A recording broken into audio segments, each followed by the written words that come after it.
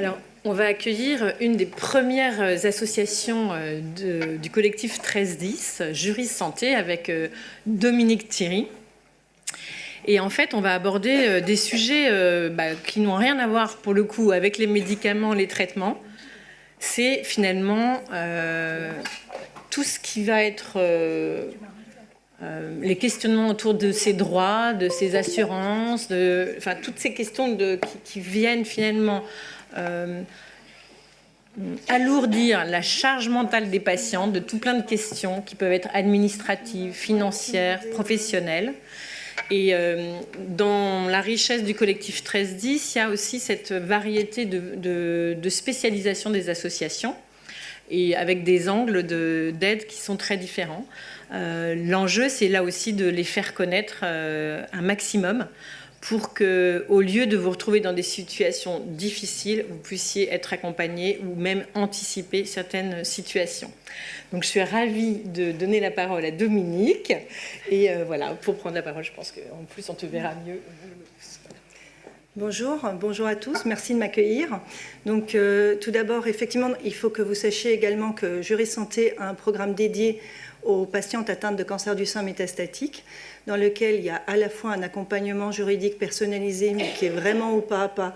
C'est-à-dire s'il y a besoin que la patiente nous appelle 10 fois pour l'accompagner dans les différentes phases de son parcours, que ce soit d'ailleurs au niveau du travail, mais aussi au niveau peut-être de l'obtention de ses garanties d'assurance ou toute autre question, on va vraiment l'accompagner au fur et à mesure de manière à pouvoir répondre le mieux possible à ses préoccupations et pouvoir l'orienter. Et d'autre part,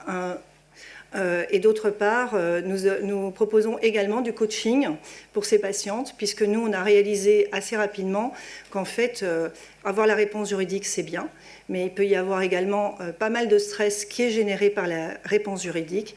Et donc, de ce fait-là, on propose du coaching en gestion de stress, du coaching en gestion de priorité. Bien évidemment, il y a aussi du coaching par rapport à l'emploi, mais les types de coaching qu'on peut obtenir chez Juris Santé sont beaucoup plus larges et ne s'arrêtent pas au simple maintien dans l'emploi. Ça peut être aussi du coaching, je ne peux plus travailler, j'ai besoin de me retrouver un centre d'intérêt, et ça peut être aussi un coaching pour accompagner ça. Donc, je crois qu'il y a des soucis de PowerPoint, mais c'est pas très grave, ça arrive. Voilà. Mais moi directement, tac. D'accord, parfait. Ouais, voilà. C'est l'occasion d'ailleurs de remercier Apolline qui fait depuis hier soir plein d'ajustements, voire de dernière minute. Merci Apolline. Donc, je vais commencer. Donc moi, on m'a demandé aujourd'hui de vous parler des actualités sur deux thématiques, le travail et les actualités concernant les assurances. Alors, concernant le travail, la grande actualité de l'année, c'est le rendez-vous de liaison qui vient d'être créé et qui permet effectivement maintenant aux employeurs de vous proposer un temps d'échange avant la reprise du travail, donc dans le cadre d'un arrêt de travail, mais qui n'est pas nécessairement un arrêt de 6 mois. C'est dès qu'il y a un arrêt de travail, l'employeur va pouvoir vous proposer un rendez-vous de liaison. Vous pouvez également le solliciter. Ce rendez-vous a pour vocation de pouvoir anticiper votre retour au travail, mais aussi les conditions de ce retour au travail. C'est-à-dire, qu'est-ce que vous allez avoir besoin pour pouvoir reprendre? Est-ce qu'il va falloir faire une adaptation des temps horaires? Est-ce qu'il va falloir faire une adaptation matériel de votre poste de travail? Est-ce qu'il va falloir prévoir que vous soyez absente à certains moments pour la continuation des soins? Est-ce qu'il faudra éventuellement, dans le cadre des adaptations matérielles, est-ce qu'il faudra éventuellement acheter du matériel spécifique? Je pense qu'il y en a beaucoup parmi vous qui sont malheureusement très douloureuses. Eh bien, on peut avoir des prescriptions de fauteuils ergonomiques qui sont remboursés par la GFIP. Donc, ça peut être aussi l'objet d'anticiper l'achat d'un fauteuil plutôt que vous arriviez et il n'y a pas de fauteuil, il faut attendre 15 jours, 3 semaines, 1 mois la livraison d'un fauteuil. Donc, ça permet vraiment d'anticiper tout ça.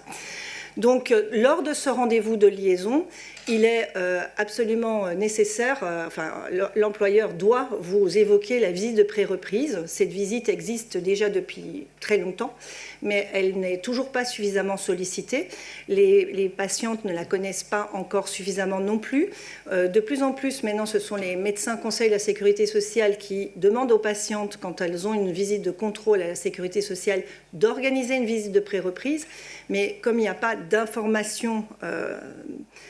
comme il n'y a pas assez d'informations à ce sujet, souvent ça génère un stress chez les patientes qui, lorsque c'est le médecin conseil de la sécurité sociale qui leur demande d'organiser cette visite, il va m'obliger à reprendre le travail. Non, c'est pas ça. L'objet de la visite de pré-reprise, là aussi, c'est effectivement d'identifier dans quelles conditions vous allez pouvoir reprendre ce travail. Est-ce que vous allez pouvoir reprendre votre poste? Est-ce que vous êtes à risque de ne pas pouvoir reprendre votre poste et donc à risque de désinsertion professionnelle?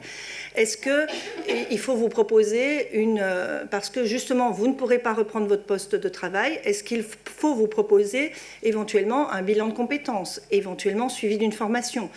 Tout ça, ça peut être mis en place avec l'aide du médecin du travail. Si vous n'avez pas encore la reconnaissance qualité travail handicapé qui permet d'avoir les financements pour les aménagements de votre poste, c'est aussi l'occasion pour le médecin du travail de vous proposer de l'obtenir. Et lui, il détient des formulaires qu'il peut remplir avec vous, faire la demande à la MDPH, donc Maison des personnes en situation de handicap, de manière à bénéficier d'un traitement accéléré du dossier, puisque lui, en principe, ses demandes doivent être traitées dans les 2 mois. Donc cette visite de pré-reprise est vraiment très très importante. Elle permet d'anticiper les choses. Elle permet aussi, pour certaines, de connaître un peu le positionnement de l'entreprise. Lorsque c'est la première fois qu'elles vont être amenées à demander un aménagement du poste ou un aménagement du temps avec le temps partiel thérapeutique, eh bien, le médecin du travail, en général, il a un petit peu d'informations quant à la manière dont l'entreprise perçoit tout ça. Donc, je ne sais pas pourquoi j'ai mis 2 fois visite de pré-reprise, mais ce n'est pas grave. Donc, la visite de pré-reprise n'empêche pas la visite, ne remplace pas la visite de reprise. La visite de pré-reprise, donc, elle ne peut être organisée que par vous, à la demande de votre médecin traitant ou à la demande du médecin conseil de la sécurité sociale, mais qui vous demande de l'organiser vous-même. L'employeur ne peut pas vous l'imposer et de même, l'employeur ne peut pas l'organiser. Donc, pour terminer sur la visite de pré-reprise, elle est confidentielle et elle est gratuite. Et vous pouvez en avoir autant que de besoin. Donc, ce n'est pas parce que vous allez faire une visite de pré-reprise à un moment donné qu'on s'attend nécessairement à ce que vous repreniez le travail dans le mois qui suit. Donc, après, je passerai brièvement, parce que j'ai à vous parler des assurances aussi et leur tourne. Donc, en ce qui concerne les pensions d'invalidité et la rémunération professionnelle, vous savez toutes, certainement, pour celles qui ont déjà été concernées, qu'on peut cumuler aujourd'hui une pension d'invalidité, même de catégorie 2, avec une rémunération professionnelle. Mais il y a un plafond de ressources qui nous est indiqué par la Sécurité sociale et ce plafond de ressources, en principe, ne doit pas être dépassé. Autrement, ce qui se passe, c'est que c'est les vases communicants. Vous dépassez de 100 € le plafond de ressources, eh bien, on vous retire 100 € sur la pension d'invalidité. Aujourd'hui, la Sécurité sociale adopte progressivement un nouveau mode de calcul, un peu aussi pour faciliter, pour donner envie aussi de repartir travailler, puisque si vous travaillez et que vous avez exactement les mêmes sommes d'argent que si vous ne travaillez pas, peut-être que ce n'est pas si intéressant que ça. Donc là, maintenant, ce qu'il propose comme calcul, c'est quand vous travaillez et que vous gagnez, par exemple, 100 € de plus que le plafond qui vous a été attribué par la Sécurité sociale, dorénavant, on ne vous retirera plus 100 €, mais 50 €. Donc c'est une avancée, c'est pas encore, peut-être pas idéal pour certaines. Petit point d'attention que je répète chaque fois, ça ne pose aucun souci quand vous êtes toujours dans les effectifs de l'entreprise. Le jour où vous quittez les effectifs de l'entreprise, soyez particulièrement prudente si vous avez une prévoyance. Et il faut absolument à ce moment-là que vous vérifiez votre contrat de prévoyance pour voir si ce contrat de prévoyance vous permet de reprendre un travail chez un autre employeur sans risque de perdre le bénéfice de votre prévoyance. Parce que quand vous êtes en catégorie 2, en règle générale, que ce soit catégorie 1 ou 2 d'ailleurs, vous allez pouvoir bénéficier de cette prévoyance si elle a été mise en œuvre alors que vous étiez encore dans les effectifs de l'entreprise. Vous allez pouvoir en bénéficier jusqu'à l'âge de la retraite. sauf que en ce qui concerne la pension d'invalidité catégorie 2, les prévoyances s'attachent au texte de la loi qui précise toujours que la pension d'invalidité catégorie 2 est attribuée lorsque la personne a une incapacité totale de travail, alors que dans la réalité et dans la pratique, la sécurité sociale admet complètement que l'on puisse cumuler pension d'invalidité et revenus d'une activité professionnelle.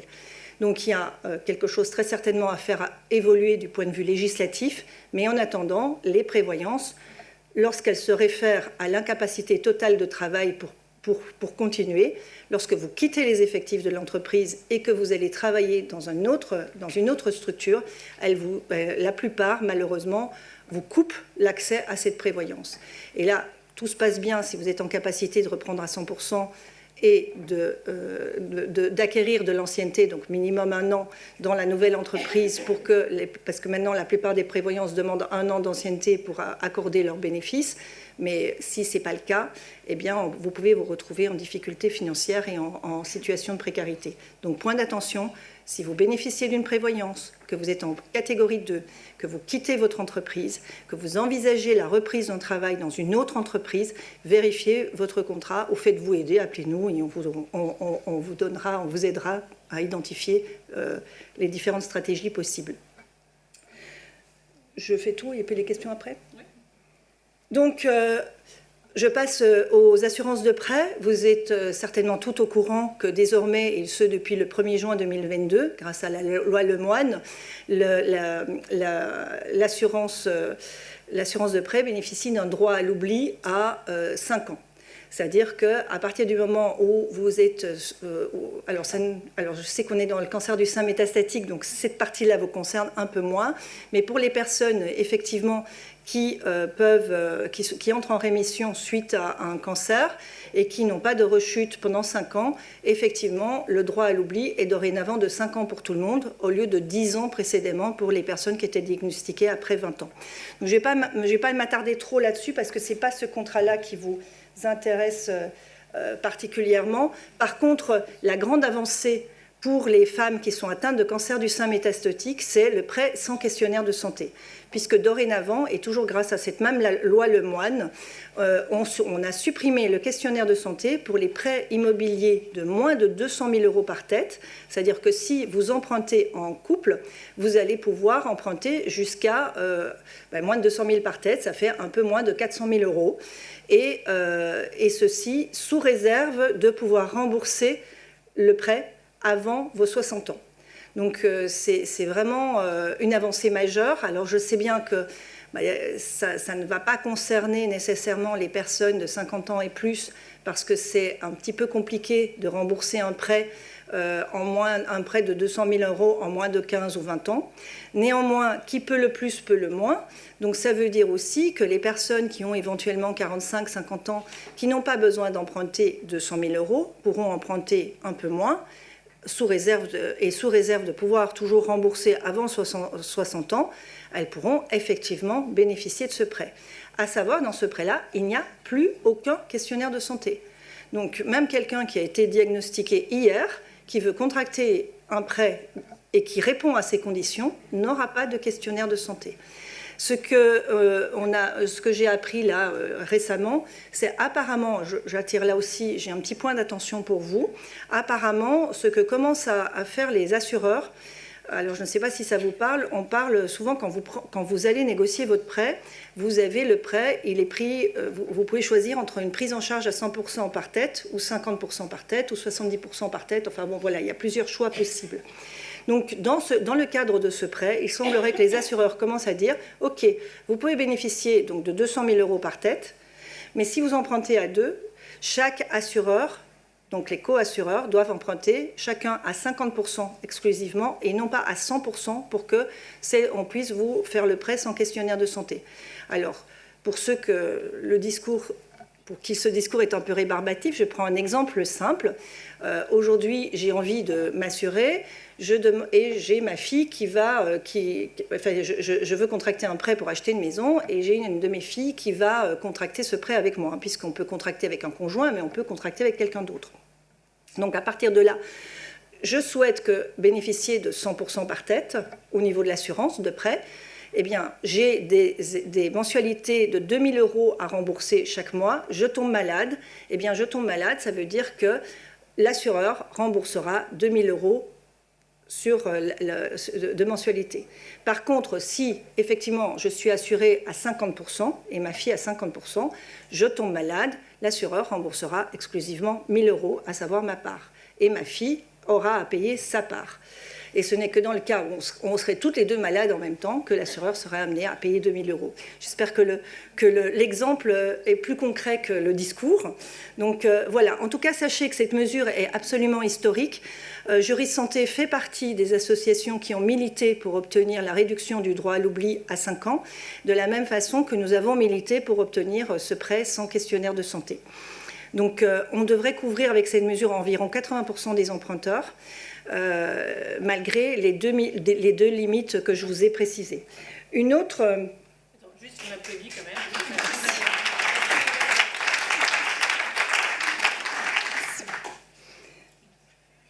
Donc, en ce qui concerne, on a également obtenu autre chose qui était beaucoup demandée, c'est la possibilité de changer d'assureur à tout moment. Alors, c'est quelque chose qui, à un moment donné, avait été obtenu, puis il y avait eu les assureurs n'étant pas d'accord, ils avaient introduit des recours contre ça. Enfin bref, aujourd'hui, c'est pour tout le monde, hein, et j'ai le plaisir de vous dire que dorénavant, c'est pour tout le monde, parce qu'au mois de juin, le changement d'assureur, à tout moment, c'était possible exclusivement pour les contrats qui avaient été noués à partir du 1er juin, mais dorénavant, c'est... Je prendrai vos questions après, si vous voulez bien. Donc, dorénavant, cette possibilité de changer d'assureur, c'est à tout moment. Hein. Précédemment, c'était dans les 12 mois où vous aviez souscrit le prêt, vous pouviez changer d'assureur. Ensuite, c'était aux anniversaires du contrat que vous aviez la possibilité de changer d'assureur en prévenant avec 2 mois de dédite. Sauf que la plupart des gens, en fait, ils oubliaient les 2 mois d'édite, et puis au moment où ils réalisaient que c'était le moment, voilà, les dates étaient passées, ça reportait d'1 an. Maintenant, c'est à tout moment. La seule contrainte, c'est que vous devez trouver un nouvel assureur qui présente le même niveau de garantie que le contrat initial pour la banque. À partir de là, vous pouvez changer d'assureur. Le contrat initial, la banque vous impose, quand vous faites une demande de prêt, vous avez, la banque, elle exige que vous soyez assuré, je ne sais pas, pour le décès, pour ceci, pour cela, pour cela. Enfin, il y a une fiche technique qui précise exactement ce que la banque veut en termes d'assurance, puisque ça correspond à l'assurance que la banque vous propose, mais que vous n'êtes pas obligé de prendre. Donc, à partir du moment où, effectivement, vous changez d'assureur, vous devez vous référer à cette fiche technique, hein, qu'il suffit de redemander si vous l'avez égarée, et c'est sur base de cette fiche technique qu'il faut obtenir des nouveaux devis.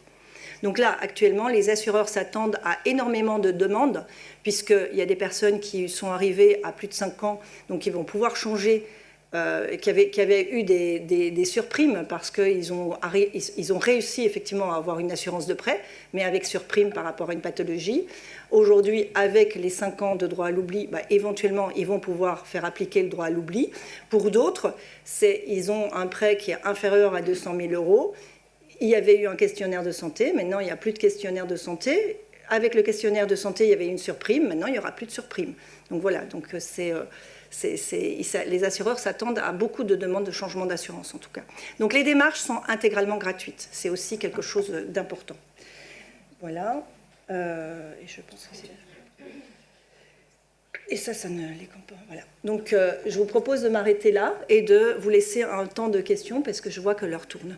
Merci beaucoup, en tout cas, pour ces éléments qui sont là aussi super motivants, parce qu'on voit que ça avance quand même dans le bon sens pour vivre avec tout ça. Alors, je vais passer le micro pour les questions.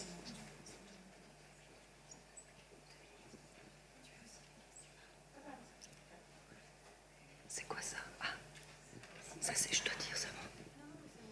Ah ouais, d'accord. Bonjour.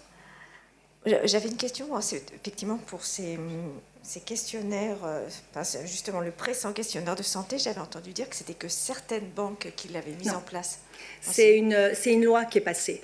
Alors certainement vous aviez entendu parler du prêt sans questionnaire de santé par le Crédit Mutuel, qui avait été mis en place par le Crédit Mutuel l'année dernière, donc en 2021. En octobre 2021, le Crédit Mutuel a mis en place pour ses clients depuis plus de 7 ans la possibilité d'emprunter jusqu'à 500 000 € pour le domicile principal. Et ça, c'était exclusivement, effectivement, le Crédit Mutuel CIC de mémoire. Après, il y avait une autre banque qui avait suivi, qui avait aussi proposé quelque chose. Mais aujourd'hui, tout ça est bousculé, puisque depuis le 1er juin, c'est une loi, c'est la loi Lemoine qui impose que si les personnes, effectivement, peuvent rembourser leurs prêts avant 60 ans et n'empruntent pas au-delà de moins de 200 000 € par tête, il n'y a pas de questionnaires de santé qui peuvent leur être opposés. Merci beaucoup. Et j'en profite pendant que j'ai encore le micro. Je vous en prie. Parler d'une petite anecdote qui m'est arrivée. Pour la reprise de travail, il a fallu que je me batte en fait avec pas mon employeur direct, mais je dépends aussi d'un ministère. Donc il y a des comités médicaux ministériels auxquels vous devez vous soumettre, envoyer des certificats. Et moi, la visite de pré-reprise a été faite uniquement par téléphone et l'avis avait été refusé. En fait, on m'avait mis un avis négatif pour une reprise de travail, alors même que l'Institut Curie avait fourni un certificat. Enfin, voilà. Donc il a fallu quelques démarches. Donc voilà, faut pas perdre espoir. Et puis parfois, effectivement, il faut s'armer de patience. Oui, tout à fait. Oui, tout à fait. Effectivement, dans la fonction publique, le fonctionnement est complètement différent du privé, puisque chaque fois que vous souhaitez quelque chose, que ce soit le congé, quand vous passez du congé ordinaire au congé longue maladie, du congé longue maladie au congé longue durée, que vous demandiez des congés longue maladie ou longue durée fractionnés, chaque fois il faut en faire la demande à votre service RH et ça passe devant la commission de... maintenant ça a changé de nom, la commission santé, le comité médical. Bonjour, moi j'avais une autre question, c'était par rapport justement, j'ai emprunté il y a 2 ans, je vais prendre mon cas personnel, mais donc avant cette réforme avec mon conjoint, et justement il se trouve que je suis exclue par rapport à ma pathologie et j'ai une surprime pour tout le reste. Du coup, vous disiez que si on changeait d'assurance, il se rebasait vraiment sur le contrat initial. Donc, non, alors... C'est les conditions, il ne se base pas sur le contrat initial. Votre contrat initial répond à une fiche technique, c'est-à-dire répond à des exigences en termes de garantie d'assurance.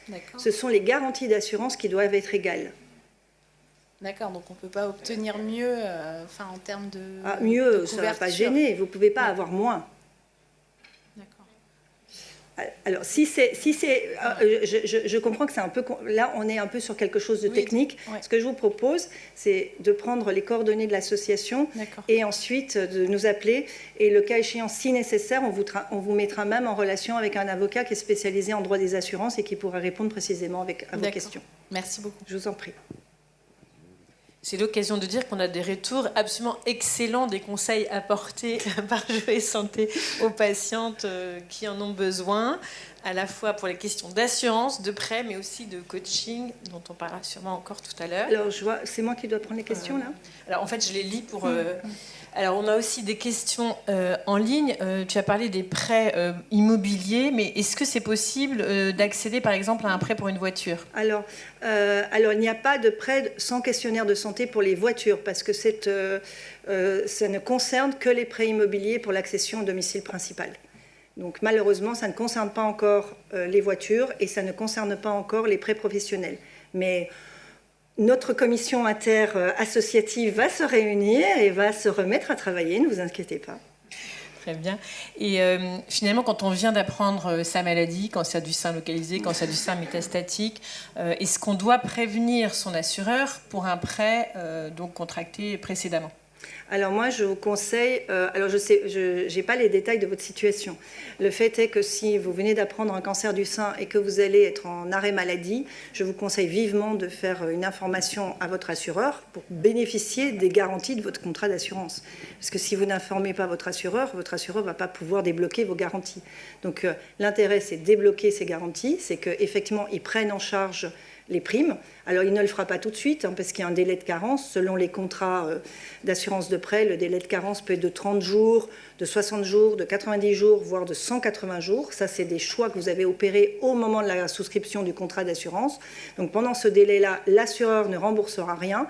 Mais dès que vous serez arrivé à ce délai, par exemple, le plus courant, c'est 90 jours. Au 91e jour, là, l'assureur devra prendre en charge, à partir de cette date, si votre dossier est bien rempli, enfin, qu'il n'y a pas de problème, il prendra en charge le coût du remboursement de votre prêt. Là aussi, selon ce que vous avez négocié comme contrat d'assurance de prêt, puisqu'aujourd'hui, vous avez 2 types de contrats d'assurance de prêt. Un contrat d'assurance de prêt où quels que soient vos revenus, l'assureur va prendre en charge le remboursement de votre prêt, et un autre type de contrat où l'assureur limite sa prise en charge à votre perte de revenus. Et lorsque vous avez ce type-là de contrat, moi j'ai beaucoup de personnes qui appellent l'association et qui nous disent « mais je ne comprends pas, je paye une fortune pour mon assurance et finalement l'assureur il me propose 3 ou 4 euros par mois et en fait c'est parce que la perte de revenus grâce à une prévoyance n'est que de 3 ou 4 euros par mois ». Donc vraiment les contrats d'assurance, il faut vraiment en principe, il faudrait vraiment bien les regarder pour savoir ce qu'on va avoir, à quoi on s'engage et quelles sont les limites de ces contrats. Voilà. Est-ce qu'il y a une dernière question pour Dominique sur ces questions de droit, de travail, d'emprunt? Eh bien, je crois que non. Merci beaucoup, Dominique. Merci à vous. Bonne fin d'après-midi.